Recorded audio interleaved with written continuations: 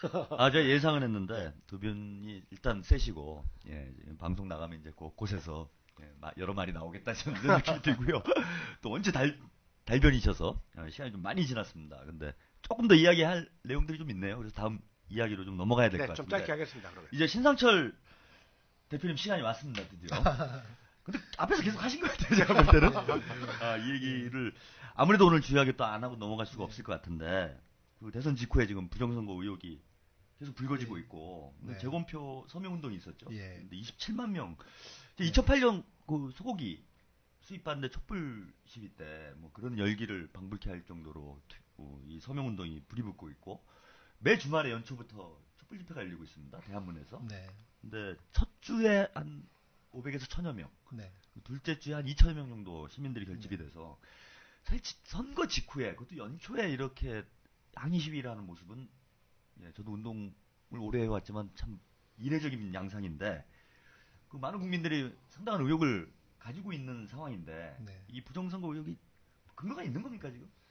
많죠. 지금 지천에 널려 있을 만큼 많습니다. 인터넷으로 특히 다음 아고라 경제방에서 많은 분석이 이루어지고 있고 저희 서프라이즈에서도 관련 글들이 올라오고 있는데요. 그 근거 정황들을 다 얘기하면 길어지기 때문에 간략하게 몇 가지 말씀드리고요. 저는 이 사건 자체가 개인적으로 그런 얘기를 했습니다. 천안함 사건보다도 더 중요한 사건이다. 왜 그러냐면요. 천안함 사건은 이미 벌어진 사건 아닙니까? 이제 진실이 드러나는 것만 남은 사건이거든요. 이 진실이라는 것은 우리 호주머니 속에 있는 날카로운 송곳과 같아서 언젠가는 삐져나옵니다. 그리고 이제 돈 받은 사람, 진실을 왜곡시키고 조작시키고 감추는데 동의했던 사람들, 그리고 그것으로 인해서 진급을 하는 대가로 그것을 받아들인 사람들, 또 침묵하는 조건으로 돈을 받은 사람들, 그런 분들도 이제 돈 떨어질도 되고, 그 다음에 억울함도 있고, 그 다음에 또 이제 이런저런 문제가 생기면은 꼭 진실은 어디선가 불거지게 되어 있습니다. 그래서 그건 이제 시간의 문제라고 저는 생각을 하고요. 다만 그때까지 우리가 지속적으로 추적하고 하는 관심의 끈을 놓지 않고, 그리고 또한 어떤 우리가 우리가 다시 정권을 잡게 되었을 때 보다 유리한 입장에서 진실을 밝힐 수 있는 기회가 언젠가는 올 것이기 때문에 기다리면 되는 문제인데, 이 부정선거에 대한 의혹적인 문제는 우리 선거가 존재하는 한 이러한 것이 반복된다면 우리한테 미래가 없다는 거예요. 자, 이번 선거에서 가장 알기 쉽게 한마디로 정리할 수 있는 부정선거의 대표적인 사례가 무엇이냐라고 한다면 저는 투표용지의 번호가 사라진 거라고 난 지적하고 싶습니다. 무슨 얘기냐면 투표용지 귀탱이에 보면은 삼각형으로 되어 있죠. 1년 번호가 적혀 있죠. 삼각형으로 되어 있는 절치선에는 번호가 있습니다. 그런데 투표용지에는 번호가 없습니다. 굉장히 중요한 문제예요. 이상의 이 부분에 대해서는 그게 부각을 별로 시키지 않는 분위기인데, 뭐 예를 들면은 투표용지에 이 문재인의 빨간 도장이 찍혀 있는데 박근혜 표에 섞여 있더라. 그죠? 그것도 실수처럼 넘어가지 않습니까? 그리고 내장이 한꺼번에 붙어 있어 들어갔더라. 이것도 그냥 뭐 들어가다 보면 내장이 서로 모일 수도 있어라는 선관위의 주장으로 그냥 넘어가 버려요. 근데 정말 심각한 문제는 번호 문제. 그거를 선관위에서는 번호를 없애면서 왜 번호를 없앴냐면 비밀 투표에 그거를 저해할 수 있다는 논리예요. 무슨 얘기냐? 번호가 있으면 비밀 투표를 저해할 수 있어요. 그 번호가 투표한 사람의 번호가 부여되면 그 번호로서 그 사람이 나중에 누구를 투표했는지를 알 수 있기 때문에 비밀 투표가 보장이 안 된다. 얼핏 맞는 것 같지 않습니까? 홍길동이 가서 종이를 받았는데 그 종이에 1년 번호가 적혀 있다. 그러면 이거를 내가 투표를 했을 때 홍길동이 몇 번으로 투표했다 한다면 이것이 비밀 투표에 보장이 안 된다. 라는 것이 선관위의 주장이거든요. 새빨간 거짓말이에요. 왜 그러냐면 투표 용지에 부여된 번호는 1년 번호고 그 용지는 선관위 직원이 데스크에 이렇게 갖고 있습니다. 그러면 사람이 오죠. 이게 이 인명부에 적혀 있는 사람 명부 순서대로 오는 게 아니잖아요. 무작위로 오잖아요. 무작위로기 때문에 그 무작위의 사람한테 몇 번의 1년 번호가 있는 용지를 주었는지를 기록하는 메커니즘이 존재하지 않습니다. 즉 어느 선관위 직원이 저 사람은 내가 아는 사람인데 저 사람이한테 몇 번을 줄까를 눈여겨보지 않는 한 1년대로 들어오는 사람들한테 주는 용지에 있는 번호는 그 투표 용지를 받은 사람만 알 수 있습니다. 즉 내가 이것을 받았는데 귀탱이하고 안쪽에 종이에 13569라는 번호가 찍혀 있다면 그 번호를 아는 사람은 종이를 받는 순간 나밖에 모르는 거예요. 예, 그렇죠. 그러면 예. 귀탱이 있는 거를 어딘가 집어넣고 가서 기표를 하죠. 그 다음에 이걸 갖다가 투표함에 넣지 않습니까? 그때에 내가 기억을 했다가 내가 번호가 13569야. 내가 기억하고 있다면 시간이 지나서 부정선거 문제가 예를 들면 문제가 제기된다면 내가 선관위에다가 이의를 제기해서 내가 한 투표 용지를 내가 보고 싶소. 그 종이가 그대로 있는지 거기에 내가 투표한 사람이 제대로 찍혔는지를 보겠다는 소송을 제기하면 확인할 수 있는 근거가 됩니다. 네. 그렇기 때문에 이 번호는 반드시 있어야 되는데 그 번호를 없애버렸다는 거예요. 이 번호를 없애면 그러니까 전에는 있었던 건가요? 그럼요. 이번에 1년 대선을 번호와 치르면서 안에 안팎으로 삼각 종이에도 있어야 되고 안에 종이에도 번호가 있어야만 합니다. 그리고 이것을 나눠줄 때 번호를 기록하지 않거든요. 근데 이것이 없을 때 어떤 문제가 발생하냐면 누군가가 그 용지들 10장이고 20장이고 개인적으로 확보하고 있다가 도장을 찍어서 투표함에 집어넣을 때 4장, 5장, 6장을 집어넣어도 그것을 밝힐 방법이 없습니다. 어떤 게 첫째는, 들어갔는지. 그렇죠. 예. 왜냐하면 번호에는 오로지 후보 이름과 동그라미 찍은 것만 존재하기 때문에 그 용지가 적법한 용지인지 한 사람이 몇 장을 넣었을지는지를 체크할 수 있는 방법이 전혀 존재하지 않는다는 거예요. 첫째는. 두 번째는 잘못된 용지들이 들어갔을 때 혹은 투표가 끝나고 난 다음에 누군가가 뭉태기 표를 집어넣거나 아니면은 일부 A 후보 거를 빼내고 B 후보 거를 집어넣었을 때 그것을 체크할 수 있는 시리얼 넘버가 존재하지 않는다는 사실이에요. 즉 개표가 끝나고 난 뒤에도 얼마든지 조작과 보완과 보충이 가능한 구조를 만들어 놨다는 거예요. 그럼 네. 굉장히 중요한 문제입니다. 그래서 앞으로 우리가 이제 이거 논의를 통해서 다음번 선거 때는 어떻게 해야 될 것인가. 반드시 투표 용지에 일련 번호가 삼각 그 절지선에도 있어야 되고 내부 종이에도 있어야 된다는 점, 그리고 가능하면 투표를 한 장소에서 개표를 해야만 된다는 것. 그렇게 하면은 독일이 그렇게 하고 있거든요. 네. 투표한 곳에서 개표하면 12시 전에 전국 다 끝납니다. 네. 이동하고 뭐 이럴 필요가 없으니까. 그렇죠. 네. 이동할 필요도 없고 그 마을에서 마을 축제처럼 음. 이쪽 저쪽 진영에서 후보들이 지지자들이 나와서 둘러싸서 자기 마을에서 한 결과를 보고 그다음에 그 결과를 공유하고 그것이 전달되는 것을 보고 그다음에 인터넷으로 확인하고 하면은 절대로 오류가 발생할 수 없어요. 독일에서는 그렇게 하거든요. 네. 일요일 날 투표를 하고 그다음에 이제 그 수개표를 반드시 수개표를 하고 전자기기는 절대로 쓰지 않습니다. 그리고 이제 A 투표구 같으면 내가 A를 가든 B를 가든 C를 가든 선택적으로 갈 수가 있습니다. 가서 그냥 아이디만 내면 바로 투표할 수 있는 그런 시스템. 그래서 투표를 편하게 또 일요일 날 하기 때문에 어떤 직장이나 이런 문제로부터 자유로운 그러한 것이 이번 논의를 통해서 반드시 확보가 돼야 되고요. 네. 그리고 오늘 아침에 그러니까 일단 일련 번호가 이번에 사라진 것. 그렇죠. 이거 상당한 의혹이 네. 있다. 이렇게 그거는 지적을 하신 거예요. 그거는 일련 번호가 없다는 것은 결국은 부정 선거를 하더라도 그것을 밝혀낼 방법이 없도록 만들기 위한 가장 중요한 문제였다는 거죠. 제일 그게 그렇죠. 핵심적인 문제다. 사후에. 번호가 네. 없어짐으로 인해서 부정선거가 쉬워지는 구조. 예. 그러면은 냉정하게 얘기를 하면은 수개표를 해도 이거는 파악을 할 수가 없는 문제가 될 수 있지 않나요? 제일 우려가 되는 부분은 제가 그 부분이었는데 수개표를 하더라도 왜냐하면 그날 저녁에 선관위에서 이 개표가 끝나고 난 다음에 이 박스를 전부 다 해서 어딘가 보관을 하지 않습니까? 그랬을 때 누군가가 그것을 열고 이 개수를 맞춰버리면 수개표를 하더라도 밝힐 수가 없습니다. 그런데 그럼에도 불구하고 꼭 해야 된다고 주장을 했던 것은 뭐냐면 종이만 가지고 장난치는 것으로는 그만큼을 만들어내지를 못합니다.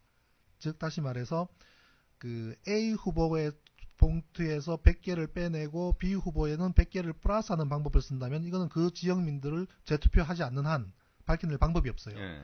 그러나 그 정도로 해서 이뤄낼 수 있는 부정선거의 양이 한계가 있기 때문에 분명히 투표하지 않은 사람들도 투표한 것으로 만드는 것도 상당히 존재한다고 봐요. 예를 들면 그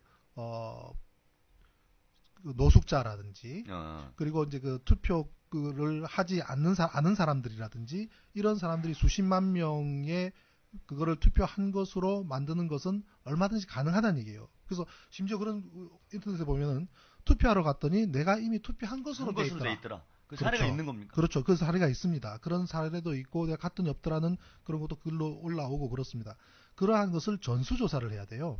전수조사를 예를 들면 자 창원시 성산구가 있습니다. 예. 창원시 성산구는 창원은 특이하게 대통령 선거와 경상남도 도지사 선거를 같이 했습니다. 네, 같이 했죠, 이번에. 같이 했기 때문에 홍준표, 박근혜 한 세트죠. 그죠? 그다음에 문재인, 권영길 아니겠습니까? 예, 그렇죠. 그렇게 한 세트가 성향대로 가죠. 그런데 도지사는 권영길을 찍고 대통령은 박근혜를 찍은 사람이 8천 몇백 명이 나오는 거로 결과가 나옵니다. 네. 지지율을 조사를 해보면 성산구에서만요. 창원시 성산구에 성산구 하나에서 그렇다는 그렇죠. 거죠. 그게 가능하겠습니까? 퍼센티지는 얼마나 됩니까? 63% 나, 홍준표가 예. 한 63% 정도 나왔고요. 네. 근데 자료를 선관위에서 공개했지 않습니까? 1분당 그 자료까지 공개를 했는데, 그거를 우리 분석한 분이, 권영길 도지사를 찍었으면은, 권영길은 진보 아닙니까? 그죠? 진보 중에서도, 이 민주주의보다 더 이제 좌쪽인 진보인데, 그런 사람이 보수 중에서도 극우라고 할 수 있는 박근혜 대통령을 동시에 찍은 사람이 8,000명이 존재할 수 있는가? 이런 곳은 단순한 의혹제기가 아니라 이런 곳을 중점적으로 우리가 전수조사를 해야 되는 거예요. 네. 전수조사를. 그러니까 네. 전체를 다 하자는 건 아니고 그렇죠. 그 의혹이 문제가 될 만한 이런 중심적으로 선거구를 전수조사를 해야 되는 된다. 것이고, 예. 그리고 오늘 아침에 제가 이제 분석해서 올린 자료는 어떤 내용이냐면요. 저녁 6시 40분에 개표가 시작이 됩니다. 개표가 시작이 되고, 그리고 12시를 넘어선 00시 58분을 기점으로, 그리고 새벽 5시 25분에 개표가 완전히 종료가 되거든요. 네.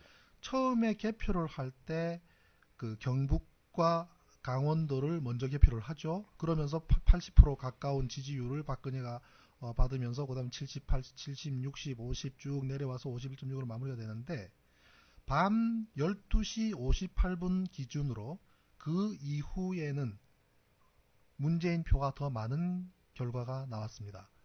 무슨 얘기냐면 12시 58분까지는 박근혜 표가 우세한 것으로 쭉 이어지다가, 그 다음 12시 58분이 지나고 난 이후 표들만 모으면 네네. 박근혜 표보다 문재인 표가 많다는 얘기예요. 음. 왜 이런 현상이 일어났는가를 제가 3일에 걸쳐서 분석을 했는데, 처음에 80%, 70%, 60%, 50% 쭉 내려와서 밤 10시 넘어서서 11시쯤 됐을 때 박근혜 후보 지지율이 51.9%, 그 다음 51.8%, 51.7%, 51.6%까지 내려가요. 그러다가 51.5%까지 내려갑니다. 그러고 난 다음에 51.5%까지 내려왔다가 다시 51.6으로 올라가고, 그 다음에는 51.7%까지 다시 올라갑니다.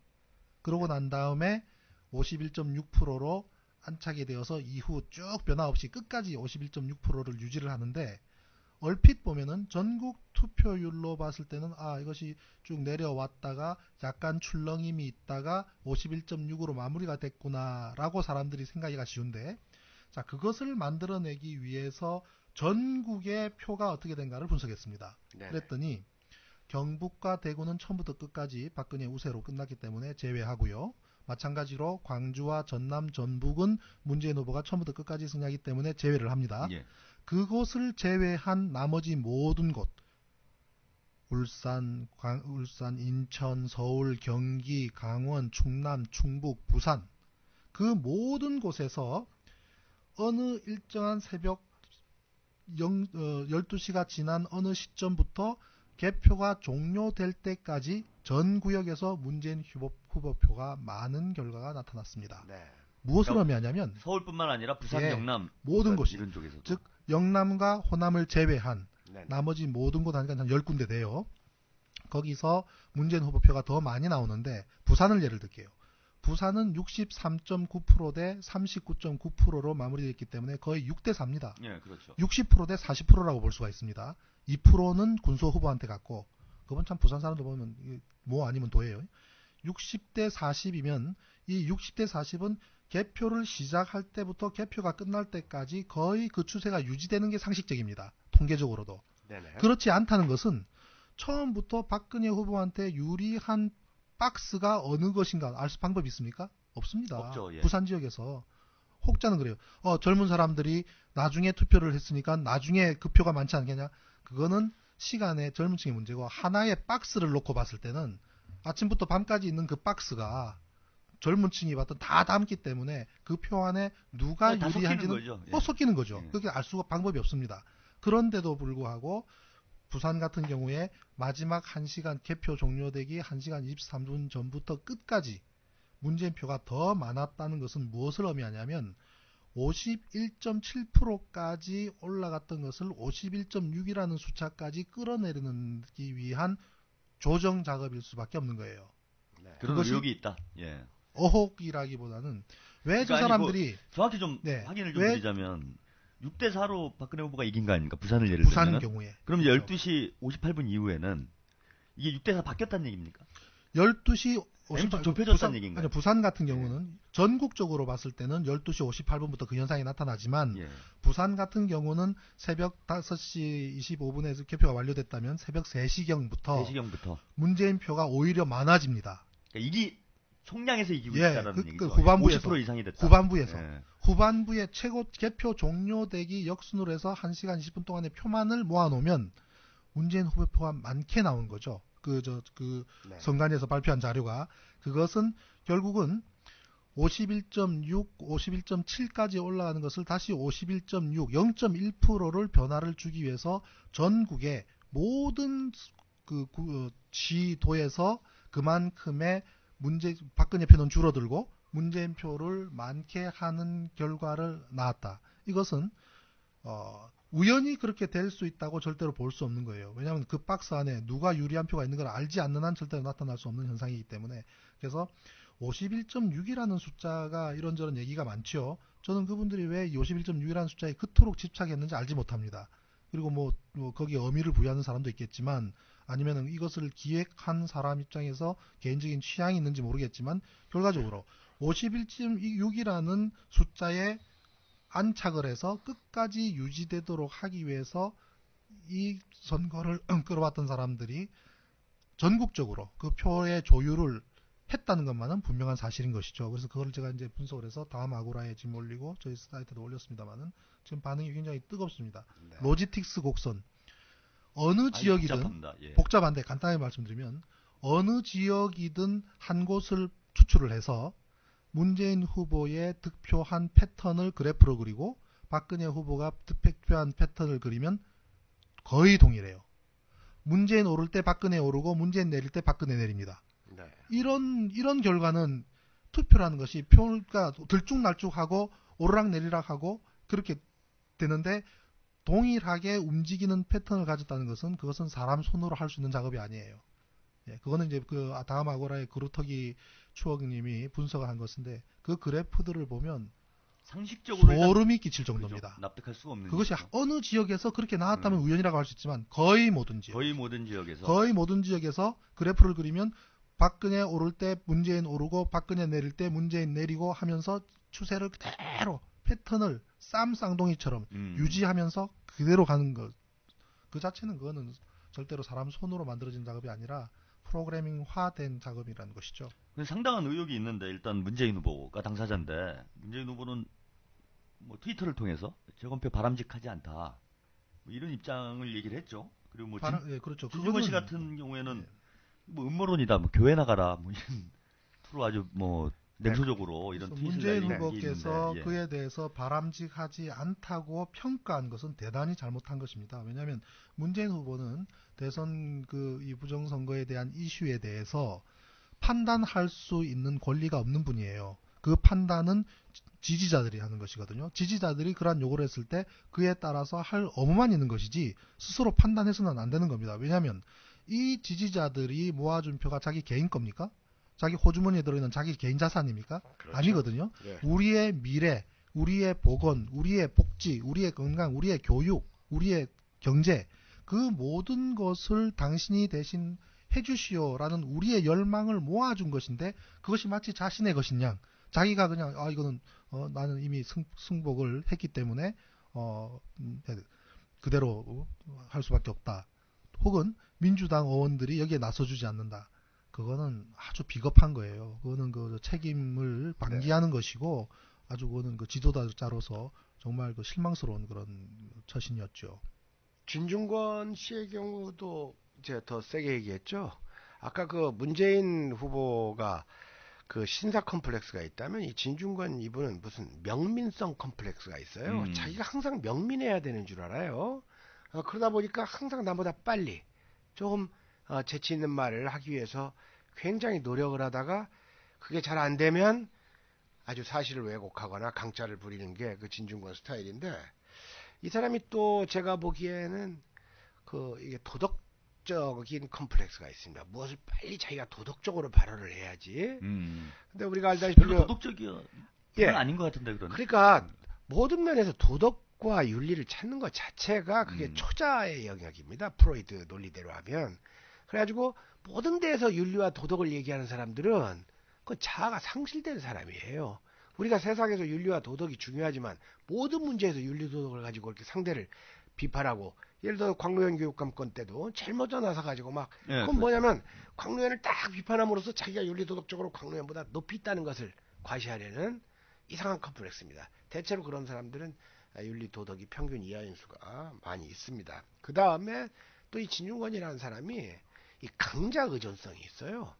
20대 때 뭐 30대 초반에 약간 반짝은 했습니다만은 요즘에는 보면 늘 강자 편을 들어요. 심하게. 그래가지고 이번에도 뭐 이렇게 선거에서 지고 나니까 갑자기 이렇게 이 선거 결과에 승복해야 된다 해가지고 이미 투표하기 전에 박근혜가 이겨도 우리는 받아들여야 된다는 식의 글을 썼습니다. 아, 그런 얘기를 한 적이 있나요? 그렇습니다. 예. 그래야지 우리가 세련된 사람이다. 물론 그 말은 맞죠. 그러나 언제 누가 하느냐가 중요하지 않습니까? 아, 그렇죠. 네. 그런 얘기 할 시점이 아니죠. 네, 그런 점에서 참 이번 대선의 의미가 있다면 이 옥석이 좀 구분되고 이 피아가 정확하게 좀 정립이 돼야 된다고 봅니다. 이번에 그 진보 세력이 별 역할을 못했습니다만은 진보의 확장을 위해서는 일단 정체성부터 좀 정체성을 확실히 해야지 확장을 할 수 있는 거 아니겠습니까? 그런 생각이 좀 듭니다. 근데 이게 민주당은 아니 이렇게 지지자들이 강하게 얘기를 하고 있고 한두 명도 아니고 수십만 명이 지금 결집돼가지고 부정선거 의혹을 해소해달라, 수검표를 해달라 이런 요청을 하고 있는데 이거 안 하는 이유가 뭡니까? 역으로? 아마 좋게 봐준다면 현실적인 문제가 있을 겁니다. 사실 아까도 말씀드렸습니다만 수개표를 해서 밝힐 수 있는 한계가 분명히 존재하거든요. 그래서 민주당이 이거를 하겠다고 나섰을 때는 어떤 문제였냐면 총체적으로 당이 모두 나서서 전수조사까지 각오를 하고 모든 의원들이 자기 지역구에서 그러한 사례를 밝히기까지 나서는 총체적인 그런 전투를 하지 않으면 그냥 열어봤더니 별 차이 없더라. 왜냐하면 보십시오. 이런 것이 지금 지지자들이 이야기하는 것처럼 부정선거가 맞다면 부정한 표가 그대로 있게 내버려 두겠습니까? 이명박 정권이? 네. 안 두죠. 예를 들면 도장을 찍었다? 일부 이거 봉인이 돼 있다? 도장을 위조해서라도 바꾸지 않겠습니까? 예. 안에 있는 표를 개수를 맞춰놓지 않겠습니까? 선관위원장은 대법관이고 각 지역 선관위원장들은 판사예요. 그 사람들의 모든 운명이 달려있는 문제인데 잘못된 표가 그대로 있도록 내버려 두겠습니까? 그런 한계가 존재합니다. 그렇기 때문에 쉬운 싸움은 아닌데 그것을 너무 쉽게 포기해버리는 것에 분노하는 것이죠. 그래서 만약에 수개표를 하겠다라고 한다면 우리가 전 국민적인 운동으로 각 지역구에 내가 과연 투표한 것이 맞는지를 찾는 소송까지 해가지고 모두가 할 준비는 국민들은 하고 있는데 처음부터 지레 겁을 먹고 포기했다는 것이 아주 자괴감이 드는 것이죠. 저는 2000년 미국 선거가 기억이 납니다. 네네. 그 대선 때 부시하고 고가 붙었는데 근소한 차이로 부시가 이겨서 대통령이 당선이 됐는데 나중에 재검표를 해보니 네. 고가 이기는 결과가 나왔죠. 근데 고 측에서 이미 결과를 승복을 했기 때문에 뭐 선거 결과는 뒤바뀌지 않았던 이런 뭐 사례가 있었는데 네. 이게 일단은 좀 확인은 해볼 필요가 있지 않는가? 이것을 그렇죠. 뭐 이걸 떠나서 이걸 통해서 뭐 선거 결과를 뒤집자는 게 아니고 그렇죠. 현실적인 의혹이 있으니까 이것을 밝혀줘야 할 의무가 정부나 또는 국정 당사자한테 있는 거죠. 이게 바로 민주주의고 국민의 의혹을 해소하는 것이고 이것이 국민의 화합이고 통합 아니겠습니까? 근데 그걸 명색이 야당 지도자라는 사람이 사태를 좀 알아보고 잘 모르겠으면 가만히나 있든지. 근데 툭 나서가지고 뭐 이쯤에서 끝냅시다. 그러면 누가 신사인 줄 압니까? 저는 그런 게 마뜩지 않고 방금 말씀하신 대로 크게 잘못한 거라고 봅니다. 그러니까 이게 한마디로 얘기하면 이런 주장을 하는 사람들이 찌질하고 집착하고 이런 태도를 가지고 있다라고 평가를 하는 거 아닌가요? 잘못한 지금 일이죠. 이 문제를 제기하는 사람들이 이 선거 결과를 엎어서 문재인 후보를 대통령 만들자고 나선 게 아닙니다. 그렇죠. 그게 아니거든요. 예, 예. 문재인 후보는 만약에 받아들이는 것 진실이 같아요. 진실이 밝혀진다면 재선거를 했을 때에 그 사람들이 아닌 다른 후보들이 새로 나왔으면 좋겠다는 생각도 들어요. 그게 법적으로 어떻게 될지 모르겠습니다만. 근데 그것을 마치 이제 자기들 대통령으로 옹립하고 싶어하는 것으로 착각을 한다면 그거는 커다란 착각인 것이고요. 그렇죠. 야, 날카로운 지금 말씀입니다. 이게 밑빠진 독에 물이거든요. 저 독이 밑에 구멍이 났는지 안 났는지 우리는 그것을 보고 싶다는 거예요. 밑빠진 독이 분명하다면 앞으로 누가 투표를 해서 거기다 표를 줬을 때 우리한테 그것이 올 거라고 모르는 거 아닙니까? 그죠? 그렇기 때문에 그것을 보자, 밝히고 가자. 그것이 정의고 그것이 법이다. 법에는 분명히 수개표를 하게끔 명시가 되어 있기 때문이죠. 예, 뭐 이거 계속 의혹이 있었기 때문에 뭐 좀 관심을 가지고 이 문제에 추적을 좀 해봐야 될 것 같습니다. 오늘 첫 방송 시험 방송을 했는데 역시 뭐 대단한 언변들을 자랑하시는 분들을 모시고 하다 보니 뭐 벌써 시간이 뭐 한 2시간이 넘었죠 지금? 조금 안 됐습니까? 조금 더 할 얘기들이 있는데 이제 뭐 마무리 쪽으로 하시죠. 예, 뭐 더 얘기를 하면은 뒤풀이를 못 할 것 같아서 뭐 방송이 주목적은 아닙니다. 그리고 저 약속 있습니다. 빨리 끝내고 가야 됩니다. 술 한잔 하는 게 주목적이니까 마무리해야 될 것 같습니다. 네. 뭐 오늘은 좀 몸을 푸는 정도 이렇게 방송을 좀 진행을 해봤고요. 예, 다음 방송 때는 이제 본격적으로 우리 시청자들과 만날 수 있는 이런 준비를 조금 더 해보도록 하겠습니다. 마지막으로 좀 이제 당부 말씀 비슷한 이야기들을 좀 나누면서 마무리해야 될 것 같은데요. 지금 박근혜 대선 이후에 박근혜 인수위가 출범을 했는데 뭐 분위기가 좀 안 좋습니다. 어제도 노동자 한 분이 자결을 하셨는데 그랬죠. 7번째죠. 예, 지금 뭐 선거 결과에 아무래도 절망하시고 낙담하시는 분들이 많고 또 이 정부도 국민들의 지금 뭐 기대를 안 저버리는 이런 인수위 활동이 연이어서 지금 펼쳐지고 있고 뭐 이른바 이도늪 사태로부터 해서 이번엔 총리 인선에 대해서도 우리 국민들이 상당히 뭐 예상은 했으나 어떻게 이렇게까지 하나 뭐 이런 참 절망감에 빠지는 상황들이 계속 이어지고 있는데 이러다 보니까 국민들이 뭔가 시리하는 부분들이 있는 것 같아요. 그래서 심지어 극단적으로 이렇게 자결을 하시는 분들도 나타나고 있는데 우리 어떤 마음으로 이 앞으로 5년을 살아가야 될지 그 당부의 말씀을 좀 해주시면서 오늘 마무리하죠. 네, 그 박근혜 정권이 이제 출범을 앞두고 있습니다. 저는 개인적으로 이렇게 무슨 뭐 세리머니라든지 표 같은 것을 굉장히 싫어하는데 그래서 이제 제가 우스갯소리로 우리 아이들이 학교에서 가운을 정해오라고 할 때 참 난감했어요. 그런 걸 안 정하는데 그래서 그 아이들한테 야 가운을 정할 바에야 꼭 실천할 수 있는 걸로 하자. 그래가지고 살인하지 말자 이런 가운을 정했던 적이 있습니다. 그런데 저는 이 가운 같은 걸 싫어가지고 이걸 없애야 되는데 뭐 내다버리는 물건도 아니고 버릴 수도 없고 그래서 그냥 갖고 있었는데 나는 이 박근혜 정권한테 제가 가지고 있었던 이 가운을 돌려주고 싶어요. 살인하지 말자. 이미 7명의 노동자가 이렇게 죽고 있는 마당에서 이거 하나만 해도 저는 그냥 다행이다 하는 생각을 합니다. 지금 국민 대통합을 한다고 그러는데 통합하려고 하면 부작용 생깁니다. 통합하려 하지 말고 국민의 갈등을 조정하려고 해야죠. 그 통합이란 건 전체주의의 논리고 통합됩니까? 100%? 그 100% 안에 동생 근영씨 들어갑니까? 그 제부도 들어가고요. 가정통합도 못하시면서 뭘 국민 100% 통합을 한다는 게 실감이 안 되고 진정성이 없어 보인다 그겁니다. 갈등을 조정해야 될 거고 그 다음에 이제 보세요. 이한구 씨와 김무성 씨를 특사로 내보냈지 않습니까? 예, 중국에 보냈죠. 게다가 이제 윤창중과 김용준을 기용을 했잖아요. 요직에. 이 네 분들이 다 아주 굉장히 수구적인 인사들입니다. 극우주의자들이죠. 이건 박근혜 정권의 미래를 내다보게 만들고 그 다음에 인수위를 꾸려나가는 태도가 굉장히 비밀주의에 입각해 있고 그리고 사람들을 이렇게 용인하는 용인술이라는 거 있죠. 뭐 박정희 대통령이 아주 잘했죠. 그러니까 제가 보기에는 박정희 대통령과 이 박근혜 당선인들은 좀 심하게 얘기하면 이 살아남는 법의 천재들입니다. 이건 인정을 해줘야 돼요. 그렇기 때문에 아마 그 이빨은 이명박 정권보다는 욕은 덜 먹고 덜 시끄럽겠지만 5년 후의 결과는 아주 참혹할 것이라고 보고 우리 국민들은 별 생각 말고 참혹할 것이다 하고 그냥 맘 먹고 자기 본분을 그냥 다 하는 게 이 방법밖에 없다고 봅니다. 네.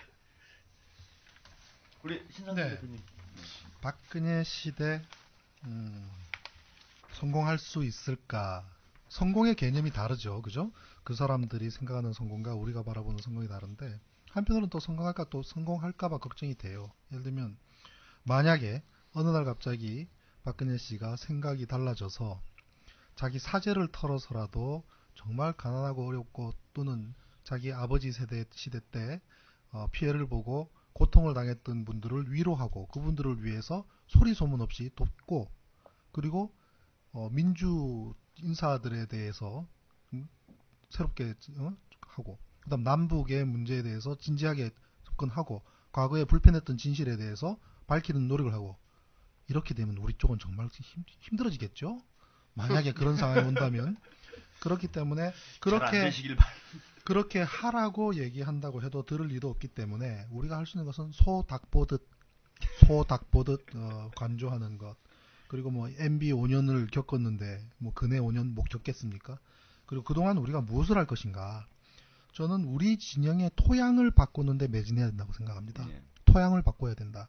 이것은 단순히 토양에다가 영양제를 뭐 투여하고 비료를 뿌리는 정도가 아닙니다. 갈아엎어야 돼요. 표피를 싹 걷어내서 우리 이 어학용어로 박피술이라는 거 있지 않습니까? 완전히 표피를 걷어내는 거예요. 지금 우리 민주정당 같은 경우를 보면은 사람으로 치자면 간암, 위암, 폐암, 피부암, 갑상선암 전부 말기인 상태이기 때문에 뭐 전부 이제 이식만 가지고는 안 된다고 봅니다. 사람은 그렇게 되면 이제 어려운 징후로 가지만 우리가 30년, 40년 동안 우리 민주토양을 그래도 굳건하게 지켰던 정당이기 때문에 버려버리지는 못할 것 같으면 그 안에 내부 구성원 껍데기뿐만 아니라 속까지 완전하게 갈자. 만약에 다음 우리가 보궐선거에 그런 면면들이 또다시 기어 나온다고 한다면 가차없이 내쳐버리자. 한석 안 가져도 좋다. 다음 총선 우리가 가만수 안 해도 좋다. 그러다 보면 당신들 똑같이 나온다면 우리는 무소속이나 제3정당을 지지하겠다. 이것을 내부에서 혁신하고 개혁하도록 난 불가능하다고 봅니다. 그 사람들은 혁신하고 개혁하고 쇄신할 자격조차 없는 사람들이거든요.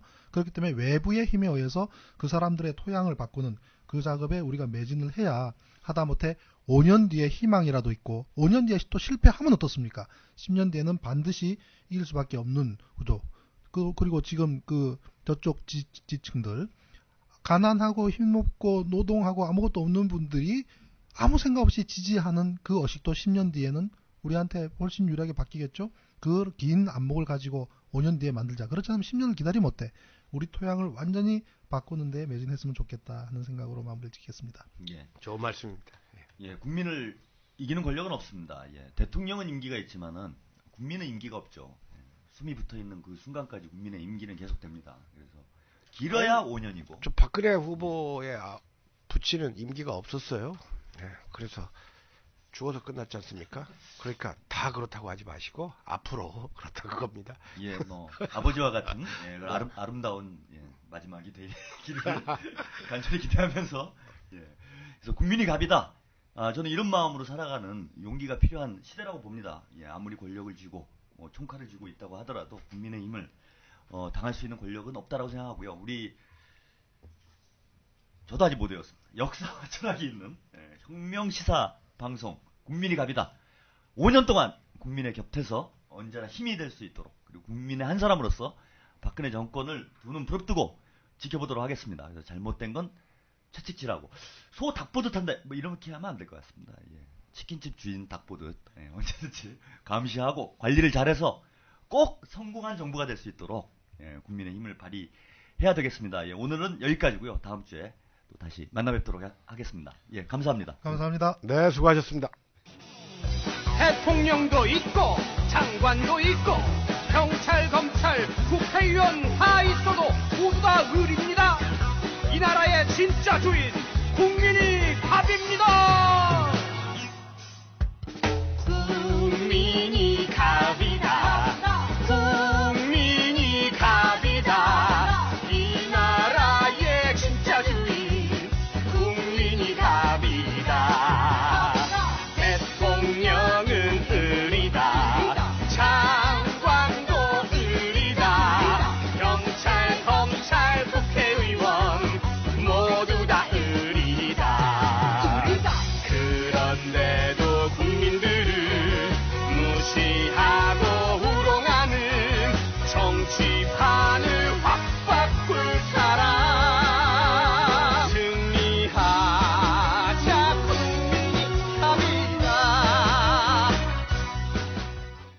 역사와 철학에 있는 혁명 시사방송 국민이 갑이다. 매주 수요일 저녁에 인사드리겠습니다. 청취해주셔서 감사합니다.